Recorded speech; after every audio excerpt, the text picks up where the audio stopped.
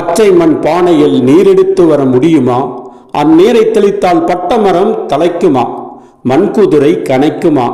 இதை நீ செய்துவிட்டால் நீ உத்தமி என ஏற்றுக்கொள்கிறோம் என எதிரிகள் முடியவே முடியாது என குதூகலித்து கொக்கரித்து நிற்க, என் காடு ஈஸ்வரர் அருளிருக்க ஏன் முடியாது என கூறி ஸ்ரீ காடு ஈஸ்வரரை வணங்கி வெள்ளையம்மாள் பச்சை மண் பாத்திரத்தில் நீர் எடுத்து வர நீர் அப்படியே நின்றதே. அந்நீரை பட்ட மரத்தின் மீது தெளிக்க பட்டமரம் பச்சையாக களைத்து துளிர்த்து எழுந்து நின்றது. நீர்பெற்ற மண்குதிரை உயிர் பெற்று கம்பீரமாக கனைத்தது. இது கண்டு அரண்டு மிரண்டு போன எதிரிகள் ஓடிப்போக ஈசனருளால் வெள்ளையம்மாள் பெண் தெய்வமாக மாறி பெண்களுக்கு காவல் தெய்வமாக ஸ்ரீ காடீஸ்வரர் திருக்கோவிலில் அருள் புரிந்து வருகிறாள்.